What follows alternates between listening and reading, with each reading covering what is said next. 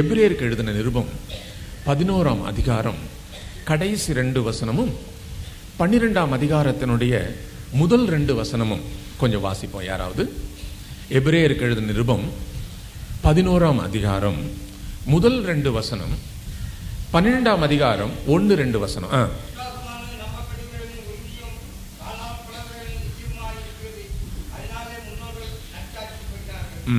கடைசி வசனத்துக்கு முதல் 2 வசனம், 11ஆம் அதிகாரத்தினுடைய கடைசி 2 வசனம். இவர்கள் எல்லாரும் விசுவாசத்தினாலே நற்சாட்சி பெற்றவர்கள் சொல்லியிருக்குது. யார் இவர்கள்? யாரை இவர்கள் என்று குறிப்பிடுகிறார்? அந்த 11ஆம் அதிகாரம் முழுவதுமே விசுவாசிகளுடைய பட்டியல் நம்ம பார்க்கிறோம். விசுவாசிகள் பட்டியல்னு பேரு. ஆபிரகாம், ஈசாக், எப்தா, இவங்க எல்லாம் விசுவாசிகளுடைய பட்டியல். இவங்கெல்லாம் பரலோக ராஜ்யத்தில் நிச்சயம் அவங்களுக்கு இடம் உண்டு. நிச்சயமாக அவர்களுக்கு அங்கே இடம் உண்டு. இவர்கள் எல்லாம் நிறைய பேர் கர்த்தருக்காக மரித்தவர்கள், இரத்த சாட்சியாய் மரித்தவர்கள். ஆகவே நிச்சயமாக தேவனுடைய அந்த பிரசன்னத்தில், அந்த பரலோகத்தில் அவளுக்கு இடம் உண்டு. ஆனால் இவர்கள் என்று சொல்லப்படுகிற இவர்களை குறித்து இன்னும் என்ன சொல்லுது பாருங்க. இவர்கள் எல்லாம் இப்படிப்பட்ட லிஸ்ட்ல அவங்க எல்லாம் இருந்தாலும் அப்புறம் வாக்குத்தத்தம் பண்ணப்பட்டதை அடையாமல் போனார்கள். இன்னும் அத நடக்கவே இல்லை. அதுக்கு முன்னாடியே சொல்லிட்டாரு. அவங்க இன்னும் அவங்க அடையல, வாக்குத்தத்தம் பண்ணப்பட்டதை அடையல. என்ன வாக்குத்தத்தம்? எதை குறித்து இங்க அவர் குறிப்பிடுகிறார்? அடுத்தது வாசிங்க அப்படியே. அவர்கள் நம்மை அல்லாமல் பூரணர் ஆகாதபடிக்கு விசேஷித்த ஒன்றை தேவன் அவர்களுக்கென்று முன்னாக நியமித்து வைத்திருக்கிறார். இவங்க யாருக்கும் கிடைக்காத ஒன்றை நமக்காக தேவன் வைத்திருக்கிறார் சொல்லப்பட்டிருக்குது. இவங்களுக்கு கிடைக்காதது என்ன நமக்கு கிடைக்க போகுது? நாம் என்ன அவ்வளவு பெரிய விசேஷித்தவங்க? ஆபிரகாமுக்கு கிடைக்காதது கூடவா நமக்கு விசேஷமா கிடைக்க போகுது? ஆமா, எவ்வளவு சந்தோஷமான ஒரு செய்தி தெரியுமா இது? நம்மளால நம்பவே முடியல. விசுவாசிகளுடைய தகப்பன், வேத புஸ்தகத்தினுடைய கதாநாயகன், அவனுக்கு கிடைக்காத ஒரு பெரிய ஆசீர்வாதம் அது என்னன்னு சொல்லல. அது ஒன்றுன்னு குறிப்பிடப்பட்டிருக்கிறது. ஏதோ ஒண்ணு, இவங்க யாருக்குமே கிடைக்காத ஒண்ணு நமக்காக கர்த்தர் ஆயத்தம் பண்ணி வைத்திருக்கிறார். அந்த ஒன்று என்னவென்று குறிப்பிடல. அது என்னவா இருக்கும்னு கற்பனை பண்ணி கூட நம்ம பார்க்க முடியல. ஆபிரகாமுக்கே கிடைக்காத ஒண்ணு நமக்குன்னா யாரை குறிப்பிடுகிறது? இயேசுவின் ரத்தத்தினாலே கழுவப்பட்டவர்கள். கர்த்தருடைய நாமத்துக்கு மகிமை உண்டாவதாக. இயேசு கிறிஸ்து மரித்ததுக்கு பிறகு அந்த ரத்தம் எனக்காக சிந்தப்பட்டது என்று சொல்லி யாரெல்லாம் அந்த ரத்தத்தை ஏற்றுக்கொண்டு கழுவப்பட்டார்களோ அவர்கள் யாக்கோபை காட்டிலும், ஆபிரகாமை காட்டிலும், ஈசாக்கை காட்டிலும், இந்த நற்சாட்சி பெற்றவர்களுடைய லிஸ்டை காட்டிலும் மேன்மை பெற்றவர்கள். நமக்காக, இயேசுவின் ரத்தத்தினாலே கழுவப்பட்ட நமக்காக, ஆபிரகாமுக்கு கிடைக்காத ஒன்றை கர்த்தர் நமக்கு ஆயத்தம் பண்ணி வைத்திருக்கிறார். எவ்வளவு கிருபையுள்ள ஒரு தேவன், எவ்வளவு விசேஷமான ஒரு காரியம் அது. கற்பனை பண்ணி பார்த்தா கூட அதை நம்மளால விவரிக்க முடியல.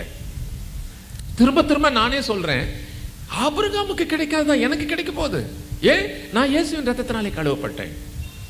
இங்க உட்கார்ந்து இருக்கிற எல்லாருமே இயேசுவின் ரத்தத்தினாலே கழுவப்பட்ட அந்த அனுபவத்தோடு நீங்க இருந்தீங்கன்னா இந்த விசேஷமான ஒண்ணு உங்களுக்கு நிச்சயமா கிடைக்கும். எத்தனை பேர் இங்க மனம் திரும்பி இருக்கிறீங்கன்னு எனக்கு தெரியாது. எத்தனை பேர் பரம்பரை கிறிஸ்துவ அனுபவத்தோடு வந்திருக்கிறீங்கன்னு எனக்கு தெரியாது. சரியானபடி மனம் திரும்புதல் இல்லாம பரலோக ராஜ்யத்தில் பிரவேசிக்க முடியாது. நீ எந்த சபையா இருந்தாலும் சரி. யோவான் 3ஆம் அதிகாரம் 3வது வசனத்துல ஒருவன் மறுபடியும் பிறவாவிட்டால் அவன் தேவனுடைய ராஜ்யத்தை காண மாட்டான். அப்ப அந்த மறுபடியும் பிறந்தவர்கள் இயேசுவின் ரத்தத்தினாலே கழுவப்பட்டவர்கள். அந்த கழுவப்பட்ட அந்த விசுவாசிகளுக்கு, அந்த மனம் திரும்பினவர்களுக்கு, அந்த ரட்சிக்கப்பட்டவர்களுக்கு இந்த ஆபிரகாமுக்கு கிடைக்காத ஏதோ ஒண்ணு கர்த்தர் நமக்காக, ரட்சிக்கப்பட்ட நமக்காக அவர் ஆயத்தம் பண்ணி வைத்திருக்கிறார். இது மிகவும் விசேஷமான அற்புதமான காரியம். அதனால தான் சொல்றேன், இந்த கூட்டத்தில் வந்தவங்க யாராவது இன்னும் மனம் திரும்பாம போயிருந்தா அந்த ஒன்றை, கர்த்தர் நமக்காக ஆயத்தப்படுத்தியிருக்கிற ஒன்றை பெற்றுக்கொள்ளத்தக்கதாக இப்பவே அந்த மனம் திரும்புதலின் அனுபவத்தை நீங்க பெற்றுக்கொள்கிறது உங்களுக்கு நல்லது. அதனால்தான் இயேசு எல்லார்ட்டையும் என்ன சொன்னாரு? மனம் திரும்புதலும் பாவ மன்னிப்பும் எருசலேம் தொடங்கி உலகத்தின் சகல மக்களுக்கும் நீங்க போய் அறிவிக்கணும். இதுதான் ரொம்ப முக்கியமா அறிவிக்க வேண்டிய ஒரு விஷயம். மனம் திரும்புதலும் பாவ மன்னிப்பும். பாவ மன்னிப்பு முதல்ல அல்ல, மனம் திரும்புதலுக்கு பிறகுதான் பாவ மன்னிப்பே கிடைக்கும். நீ மனம் திரும்பாம போனா உனக்கு பாவ மன்னிப்பு கிடைக்காது. அப்ப அந்த அனுபவத்தை பெற்றவர்களுக்கு ஆபிரகாமுக்கு கொடுக்காத, ஆபிரகாமுக்கு கிடைக்காத ஏதோ ஒரு பெரிய ஆசீர்வாதத்தை இன்னும் அதை மறைச்சு வச்சிருக்காரு. எப்பவுமே அந்த ரகசியம் ஒன்று மறைச்சு வைக்க தான் நமக்கு அந்த கியூரியாசிட்டி இருக்கும், அதை பெற்றுக்கொள்ளணும் என்ற அந்த வாஞ்சை இருக்கும். அதனாலதான் விளக்கமா சொல்லல. ஏதாவது ஒன்று சொல்லிட்டானா அப்போ இவ்வளவுதானா அப்படின்னு சொல்லுவாங்க. எதுக்கு இந்த மாதிரி நீ ரட்சிக்கப்பட்டாக்கா உனக்கு ஆவிக்குரிய சந்தோஷம் கிடைக்கும். இவன் கேட்பான் என்ன கிடைக்கும்? ஆவிக்குரிய சந்தோஷம். அவ்வளவுதானே? ஏன் அதை நான் இப்ப இந்த உலகத்தில் அனுபவிக்கும் போது அந்த சந்தோஷத்தை பெற்றுக்கொள்றேனே? அவங்களுக்கு வித்தியாசம் தெரியறதில்ல. ஆவிக்குரிய சந்தோஷம்னா என்ன, இந்த உலக பிரகாரமான சந்தோஷம்னா என்ன, அந்த வித்தியாசம் தெரியாதனால தான் அப்படி பேசுவாங்க. ஆகவேதான் இந்த ரகசியம் அனுபவிச்சாதான் தெரியும், அனுபவிக்காதவங்களுக்கு தெரியாது. சரி, அடுத்தது வாசிங்க 12ஆம் அதிகாரம் 1-2 வசனம் வாசிங்க. இது ஒரு கண்டினியூஷன். ஏன் 12வது அதிகாரமாக பிரிச்சாங்கன்றது தெரியல. வாசகத்துல இது ஒரு தொடர்ச்சியான ஒரு பாகம். இது அதுல என்ன சொல்லப்பட்டிருக்குது? மேகம் போன்ற இத்தனை திரளான யாக்கோபு, ஆபிரகாம் இவங்க எல்லாம் நம்மளை பார்த்து கொண்டிருக்க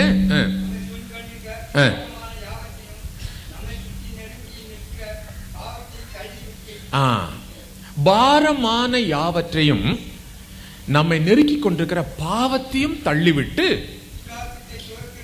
விசுவாசத்தை துவக்கிறவரும் முடிக்கிறவருமாய் இருக்கிற இயேசுவை நோக்கி நமக்கு நினைத்திருக்கிற ஓட்டத்தில் பொறுமையோட ஓடுவோம். விசுவாசத்தை துவக்கிறவரும் முடிக்கிறவரும் சொல்லி இருக்குது. இதுல மொழிபெயர்ப்பில் ஒரு சிறு தவறு இருக்குது. விசுவாசத்துக்கு முடிவு இல்லை, அது முடிவு கிடையாது. அந்த விசுவாசம் முடிஞ்சிருச்சுன்னா அப்புறம் நமக்கு வாழ்க்கையிலே இல்லை, அது பூரணமாகிறது பிறகுதான்.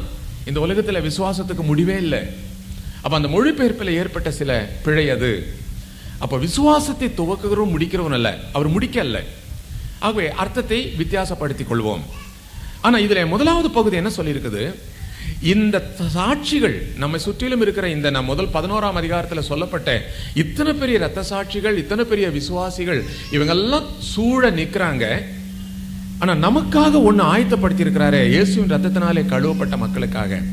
ஆக அப்படிப்பட்ட மக்களுக்காக ஆயத்தப்படுத்தி இருக்கிற அந்த ஒன்றை இப்ப நாம பெற்றுக்கொள்ளணும்னாக்கா நம்ம என்ன செய்யணுமா? பாவத்தை விட்டால் மாத்திரம் போதாது, பாரமானவைகளையும் விட்டுவிட வேண்டும் என்று சொல்லுகிறார். பாவம் வேற, பாரம் வேற. பாவத்தை நிறைய பேர் விட்டுருப்பாங்க. நான் விபச்சாரம் வித்துட்டேன், வேஸ்தனம் விட்டுட்டேன், நான் கொலை செய்யறதில்ல, இப்ப சூதாட்டம் ஆடுறதில்ல, நான் கதை புஸ்தகம் படிக்கிறதில்ல, எல்லாம் விட்டுருப்பாங்க, ரட்சிக்கப்பட்டிருப்பாங்க, மனம் திரும்பி இருப்பாங்க. ஆனா பாரமானவைகளை விட்டுருக்க மாட்டாங்க.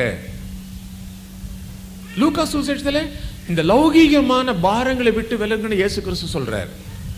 என்ன பாரம்? இந்த உலக பிரகாரமான காரியங்கள். இந்த பாரங்களை நம்ம விடணும்.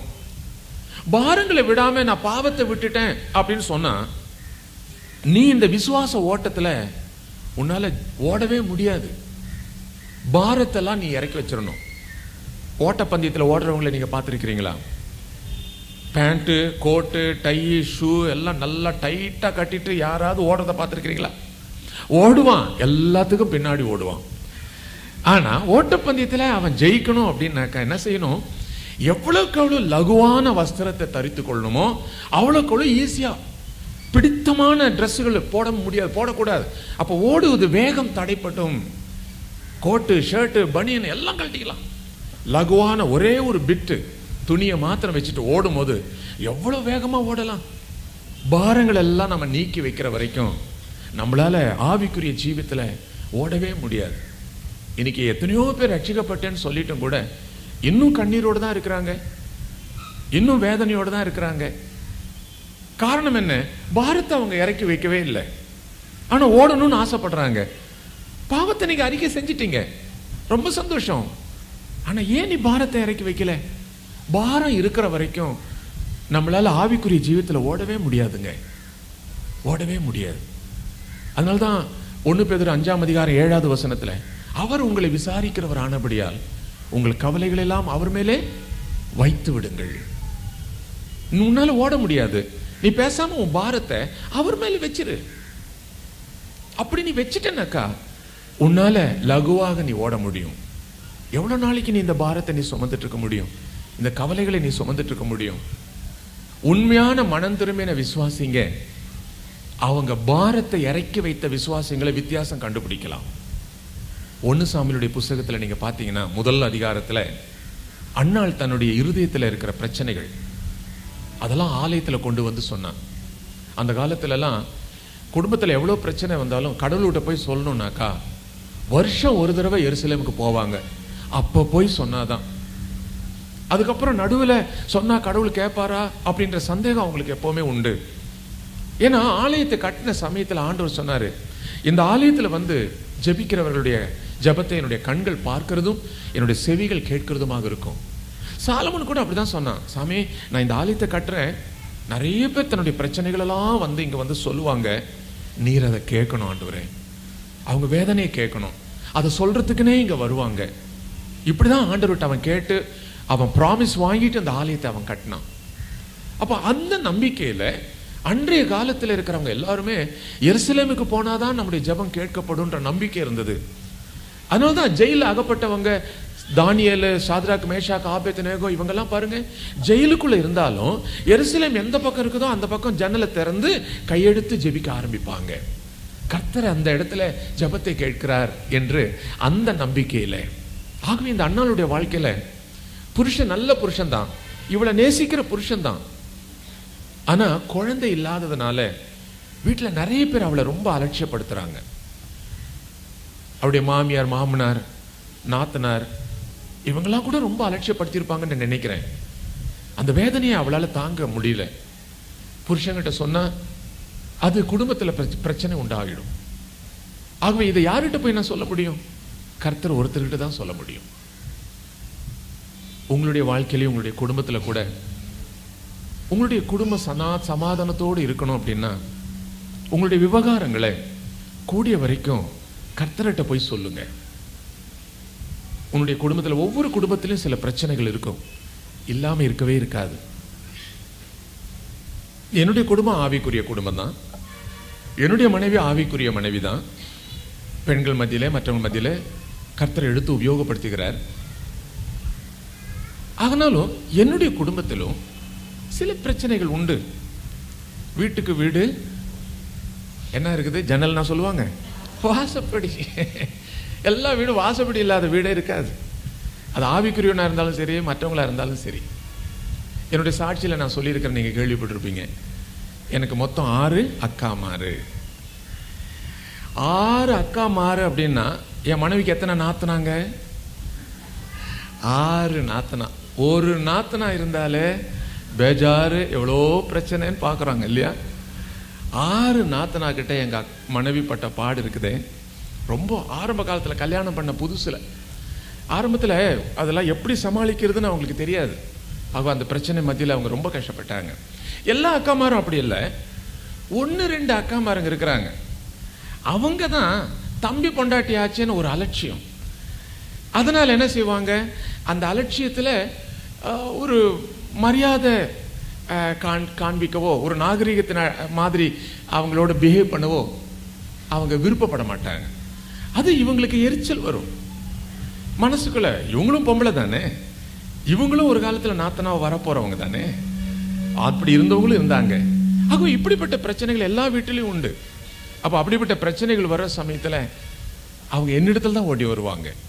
ஏங்க உங்க அக்காவுக்கு நான் இவ்வளவு செய்யறேன், கொஞ்சம் கூட நன்றியே இல்லைங்க, ரொம்ப கொஞ்சம் கூட நன்றி இல்லை. உங்க அம்மாவுக்கு நான் இப்படி உளுந்து உளுந்து நான் செய்யறேனே, வேற யாராவது எந்த மருமகளா செய்வாளா? நான் சொன்னேன், எத்தனை மருமக இருக்கிற? நீ ஒருத்தி தானே இருக்கிற, எந்த மருமக செய்வா? நான் சொன்னேன், நீ தானே ஆவிக்குரியவா. அவங்க எல்லாம் ரட்சிக்கப்பட